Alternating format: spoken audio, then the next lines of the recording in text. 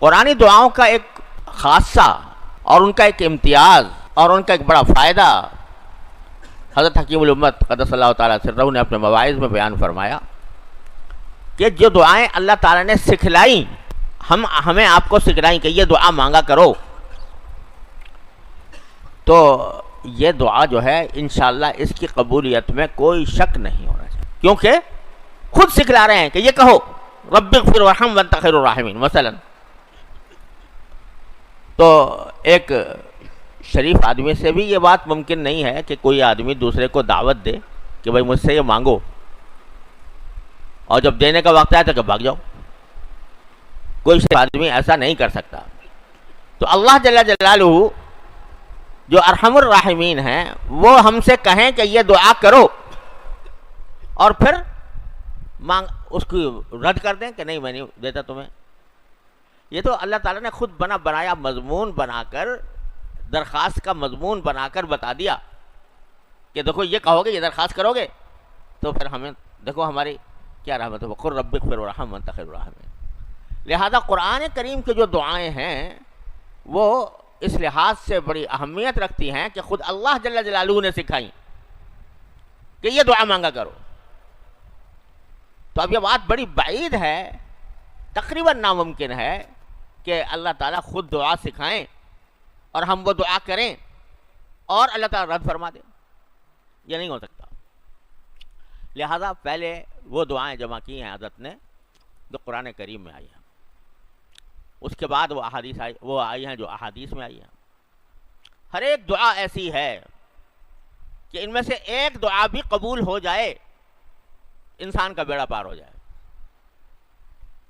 تو شروع کیا ہے مناجات مقبول کو اس قرآنی دعا سے کہ ربنا آتنا فی الدنیا حسنہ وفی الآخرۃ حسنہ وقنا عذاب النار. یہ دعا عام طور سے مسلمانوں کو یاد ہوتی ہے، اکثر و بیشتر یاد ہوتی ہے. جن لوگوں کو نماز جنازے کی دعا یاد نہیں ہوتی وہ یہ پڑھتے رہتے ہیں. کئی لوگوں نے بتایا کہ جی ہم تو نماز جنازے کی جو تیسری تکبیر کے بعد دعا ہوتی ہے وہ بہت افسوس ہے کہ بہت سے ہمارے مسلمانوں کو یاد نہیں ہوتی.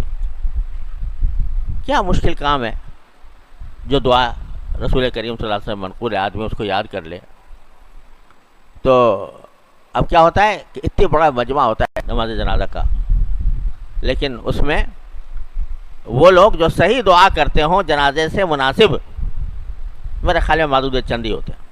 جو مدرسے سے تعلق ہے جس کا، مکتب سے کوئی تعلق ہے جس کا، وہ تو جانتا ہے. لیکن یہ ماشاءاللہ اعلیٰ تعلیم یافتہ حضرات جو کالجوں اسکولوں میں پڑھے، تو مجھے نہیں خیال کہ ان کو یہ دعائیں یاد ہوتی ہوں گی. تو لہذا مجھ سے کئی لوگوں نے پوچھا جی ہمیں وہ دعا تو یاد نہیں ہے، پر ربنا آتنا پڑھ لیتے ہیں تیسری رکعت میں، تیسری تکبیر کے بعد. چلو میں نے کہا پڑھ لو، یہی پڑھ لو، لیکن کوشش تو کرو، سیکھنے کی کوشش تو کرو. ایک مسلمان کو اگر نماز جنازہ نہ آئے تو کتنی بڑی یعنی سبکی کی بات ہے. عرب ممالک میں نے دیکھا کہ نماز جنازہ ہوتی ہے حرم میں تقریباً ہر نماز کے بعد. تو جو عرب لوگ وہاں کے باشندے ہیں وہ خوب دعائیں پڑھتے ہیں اور جنازے سے ہی دعائیں پڑھتے ہیں جو منقول ہے نبی کریم صلی اللہ علیہ وسلم. ایک نہیں، 2-3 ہیں، 3-4 ہیں، اور بھی زیادہ ہیں. ماشاءاللہ ہمارے پاکستانی بھائی جو ہیں وہ یا تو خاموش کھڑے رہتے ہیں یا ربنا آتنا پڑھتے رہتے ہیں. چلو نہ پڑھنے سے بہتر ہے. لیکن بہرحال یہ دعا اتنی مشہور ہے کہ ہر بندے کو تقریباً آتی ہے، ربنا آتنا فی الدنیا حسنہ. اور حدیث میں آتا ہے کہ نبی کریم سرورت عالم صلی اللہ علیہ وسلم کی اکثر دعا یہ ہوتی تھی، اکثر و بیشتر جو دعائیں مانگتے، جو دعا مانگتے تھے وہ یہ مانگتے تھے ربنا آتنا فی الدنیا حسنۃ وفی الآخرۃ حسنۃ وقنا عذاب النار. اور یہ دعا در حقیقت قرآن ہی کی سکھائی ہوئی ہے. سورہ بقرہ میں اللہ تبارک و تعالیٰ نے فرمایا کہ جب حاجی لوگ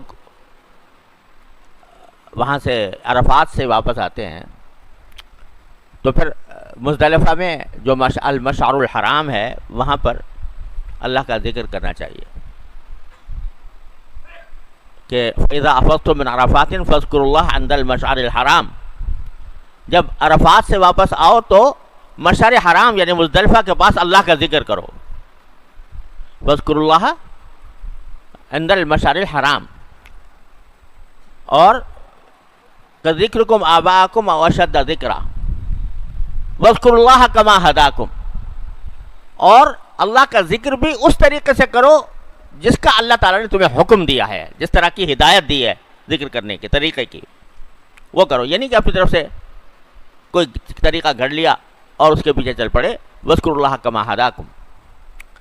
پھر فرمایا کہ فَمِنْهُم مَّن يَقُولُ رَبَّنَا آتِنَا فِي الدُّنْيَا وَمَا لَهُ فِي الْآخِرَةِ مِنْ خَلَاقٍ، کچھ لوگ وہ ہیں جو وہاں اس مقام مقدس پر پہنچنے کے بعد بھی بس دنیا ہی کی چیز مانگتے رہتے ہیں. مجھے اولاد دے دے، مجھے نوکری دے دے، مجھے رزق دے دے، مجھے صحت دے دے، جتنی دنیا کی ضرورت ہے وہ مانگتے رہتے ہیں. وَمِنْهُم مَّن يَقُولُ آتِنَا فِي الدُّنْيَا وَمَا لَهُ فِي الْآخِرَةِ مِنْ خَلَاقٍ، آخرت میں اس کا کوئی حصہ نہیں ہوتا، وہی مانگتا رہتا ہے. جاہلیت کے اندر، زمانے جاہلیت میں جو لوگ حج کیا کرتے تھے، حج تو وہ بھی کرتے تھے، لیکن وہاں جا کر ایک تو جب پہنچتے مزدلفہ تو اپنے آباء و اجداد کے مناقب اور فضائل بیان کرنا شروع کر دیتے تھے. ہمارے باپ نے یہ کیا، فلاں جنگ لڑی، فلاں جنگ کے اندر اس کو فتح نصیب ہوئی، وغیرہ وغیرہ. ایک تو یہ کام کرتے تھے. تو قرآن کہتا ہے کہ وہاں جب اللہ تعالیٰ کا ذکر کرو کذکرکم آباءکم، جیسے تم اپنے ماں باپ دادوں کا ذکر کیا کرتے تھے، او اشد ذکرہ، یا اس سے بھی زیادہ اہتمام کے ساتھ اللہ تعالیٰ کا ذکر کرو. اور ذکر بھی کس طرح کرو، وَاذْكُرُوا اللَّهَ كَمَا هَدَاكُمْ، جو اللہ نے طریقہ بتایا اس کے مطابق ذکر کرو. اب آگے فرماتے ہیں کہ جاہلیت کے لوگ جو ہیں وہ آ کر کہتے تھے، وہاں پر دعائیں جو کرتے تھے بس یہی کرتے تھے کہ ہمیں رزق زیادہ ہو جائے، ہمارا گھر اچھا بن جائے، ہماری جو قبیلہ ہے اس کو فتح نصیب ہو، ہمارے دشمن نامراد ہوں، وغیرہ وغیرہ. تو ربنا آتنا فی الدنیا وما لہ فی الآخرۃ من خلاق، آخرت میں اس کا کوئی حصہ نہیں ہوتا. ومنہم من یقول ربنا آتنا فی الدنیا حسنۃ وفی الآخرۃ حسنۃ وقنا عذاب النار. اور کچھ اللہ کے بندے ایسے ہوتے ہیں جو یہ کہتے ہیں کہ اے پروردگار ہمیں دنیا میں بھی اچھائی عطا فرمائیے اور آخرت میں بھی اچھائی عطا فرمائیے. تو اولئک لہم نصیب مما کسبوا، ان کو اللہ تبارک و تعالیٰ اپنی کمائی کا حصہ آخرت میں دیں گے. کمائی سے مراد اچھے اعمال کی کمائی. تو اللہ تعالیٰ فرما رہے ہیں کہ وہ بندہ انتہائی بیوقوف اور احمق ہے کہ جو جب بھی دعا مانگے تو بس دنیا ہی کے لیے مانگے، دنیا ہی کے لیے مانگے، بس کہ مجھے ملازمت مل جائے، مجھے رزق مل جائے، میرا گزارا اچھا ہونے لگے، میرا مکان اچھا بن جائے، مجھے گاڑی اچھی مل جائے، مجھے امتحان میں کامیابی مل جائے، مجھے ڈگری اچھی حاصل ہو جائے. بس سارا سوچ کا جو محور ہے وہ دنیا ہی دنیا ہے، بس وہی مانگتے ہیں. آخرت کی بات مانگیں کہ یا اللہ آخرت میں ہمارا انجام اچھا کر دیجئے، ہمارے گناہ معاف کر دیجئے، تو اس کی طرف دھیان ہی نہیں. تو اللہ تعالیٰ نے یہاں پر ان لوگوں کی مذمت کی ہے جو جب بھی مانگیں گے دنیا کی بات مانگیں گے، جب بھی مانگیں گے دنیا کی بات مانگیں گے، آخرت کے بارے میں کچھ نہیں. تو یہ اللہ تعالیٰ فرماتے ہیں کہ یہ احمق تنگ نظر لوگ ہیں. ان کی جو سوچ ہے اس کا دائرہ صرف دنیا کی لذتوں کی طرف اور دنیا کے اسباب کی طرف محدود ہے. بس یہ مل جائے تو اس کو ایسا کچھ مل گیا، چاہے قبر میں جا کے پٹائی ہو، الیاذ باللہ. تو وہ یہ کہتے ہیں کہ ہمیں دنیا دے دیجئے. اب دنیا میں جو غلط چیزیں ہیں وہ بھی مانگتے ہیں. ہمارے والد صاحب رحمۃ اللہ علیہ کے پاس ایک بزرگ آیا کرتے تھے، بڑے عمر رسیدہ تھے، جہاں دیدہ تھے، بڑے تاجر تھے، تہجد گزار تھے. تو کچھ عرصے کے بعد پتہ چلا کہ وہ وظیفے جو ہر وقت پڑھتے رہتے ہیں، تو وظیفے میں دعا یہ مانگتے ہیں کہ اللہ سٹے میں میرا جو ہے نمبر نکل آئے.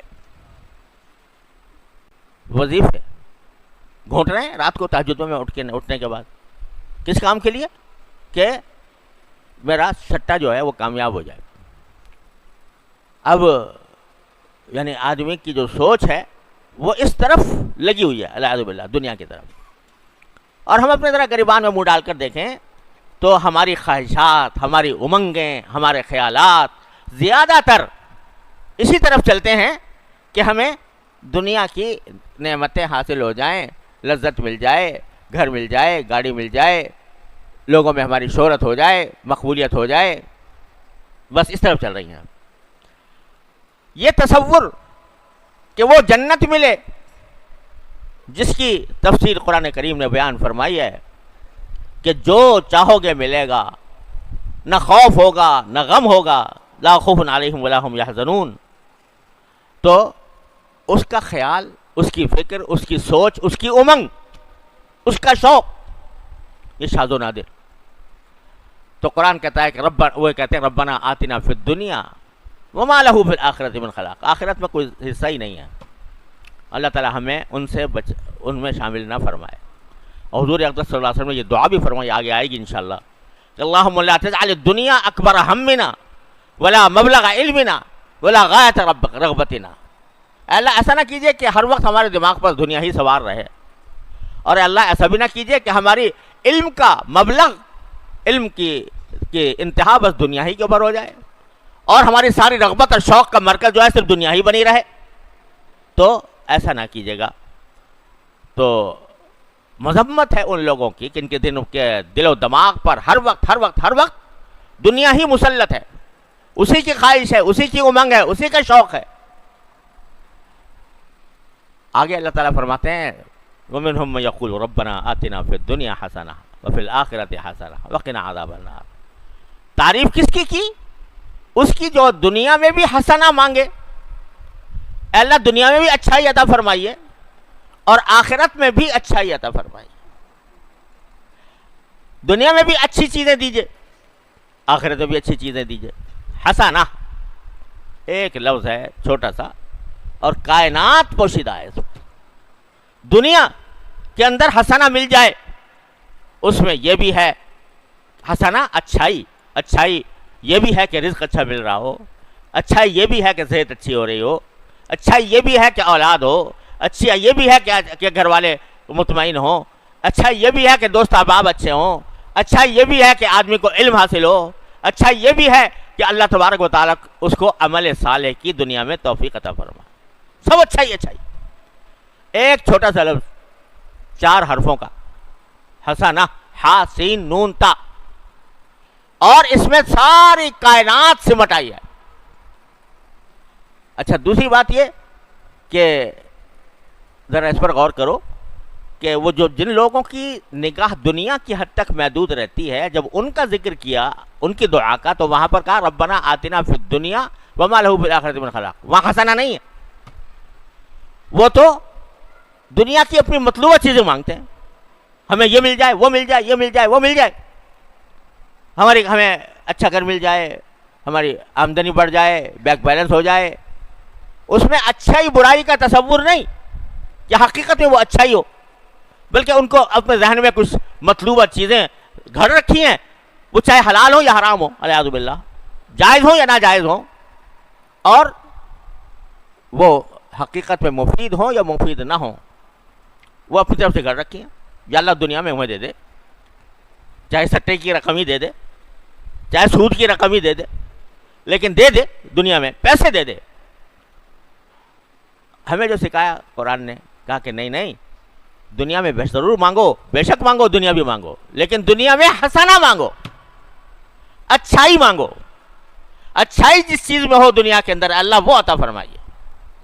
اب اچھائی جو ہے نا، یعنی اگر اللہ مال دیں آپ تو حلال دیں، رزق عطا فرمائیں تو حلال عطا فرمائیں، صحت عطا فرمائیں تو صحت ایسی ہو کہ جو آپ کے کاموں میں استعمال ہو.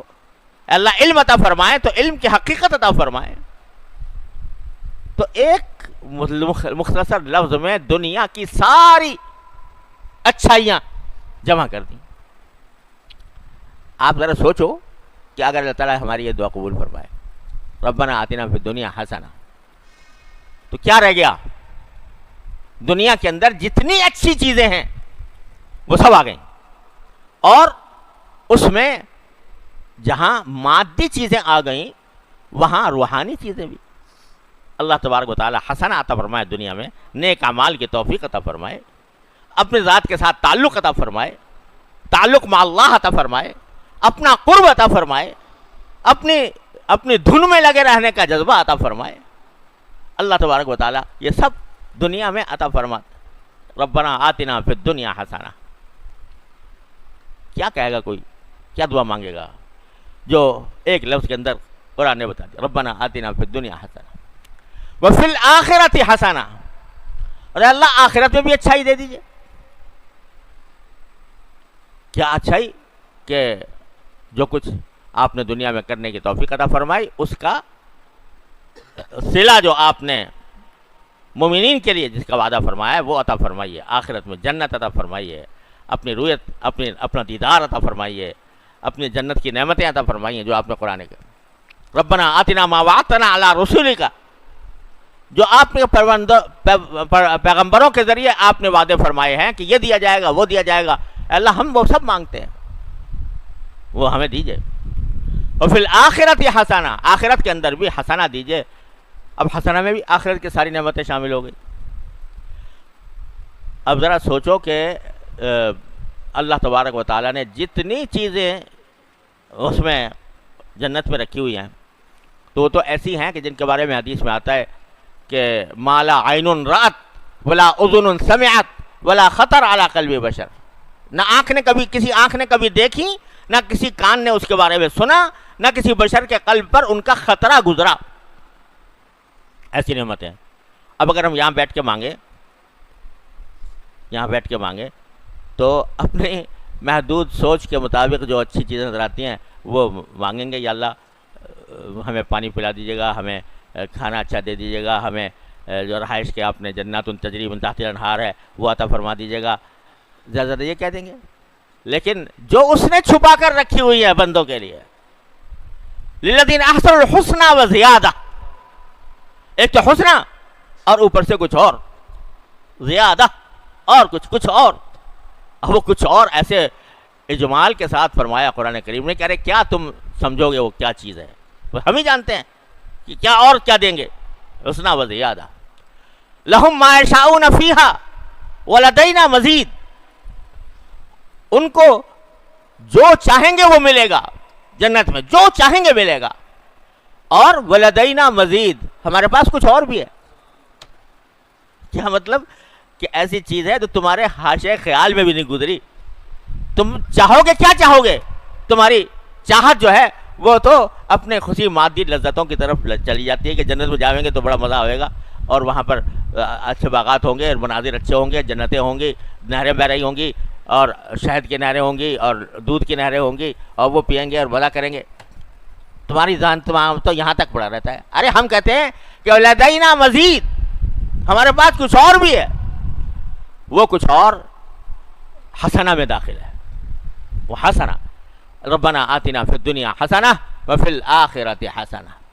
तो हम दुनिया के अंदर भी हसना मांगते हैं, आखिरत में भी हसना मांगते हैं। बताओ ज़रा, आप ज़रा सोचो कि अल्लाह ताला जब दुनिया में हसना दे दे, आखिरत में भी हसना दे दे, क्या रह गया? कोई दुनिया की आखिरत की हाजत ऐसी नहीं है जो इसमें मौजूद ना हो। ऐसी चीज़ सिखा दी कुरान करीम ने, और जो खुद सिखा रहा है, अरे यूं करो तो क्या महरूम कर देगा? मंगवा कर कह रहे हैं कि ये वो लोग हैं अच्छे जो ये दुआ मांगते हैं कि दुनिया भी दे दे, आखिरत भी दे दे। उलाइका लहुम नसीबुम मिम्मा कसबू, उनको अल्लाह ताला हिस्सा देंगे उनकी कमाई का, तो रद्द कर देंगे? इंशाअल्लाह कभी रद्द नहीं होगी। इखलास के साथ मांगो, सोच समझ कर मांगो। रब्बना आतिना फिद दुनिया हसना व फिल आखिरति हसना।